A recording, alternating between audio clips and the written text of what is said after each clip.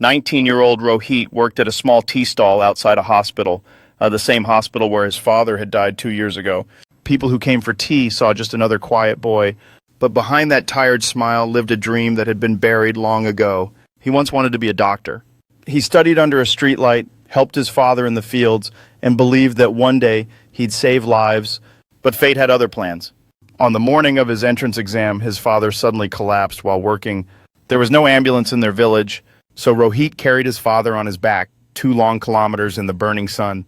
By the time they reached the hospital, it was too late for both. His father was gone, and Rohit was 3 minutes late for his exam. That day, he lost his father and his future. Now, every day, he watched doctors walk into the hospital wearing the white coats he once dreamed of, and quietly whispered to himself, maybe some dreams aren't meant for people like me. One afternoon, a young doctor stopped by his stall. She looked tired and said softly, "1 cup of tea, please." As she waited, her eyes fell on a faded admit card pinned behind him, beside an old photo of a farmer. She asked, "Is that yours?" Rohit nodded. I was late 3 minutes." She didn't know what to say. Something about his calm voice stayed in her heart. The next day she came again and again. Eventually she learned everything about the field, the ambulance that never came, and the exam gate that closed just before he arrived. A few weeks later she handed him an envelope. Inside was a letter from the medical board.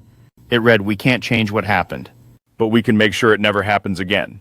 They had created a scholarship in his father's name for students from poor villages who dreamed of becoming doctors. Rohit's eyes filled with tears. For the first time in years, he smiled, not because his pain ended, but because it finally had meaning. That year, the first Ramesh Sharma Memorial Scholarship sent a village boy to medical school. Rohit watched him leave, eyes full of hope, and whispered, "Go, son. Save the lives I couldn't."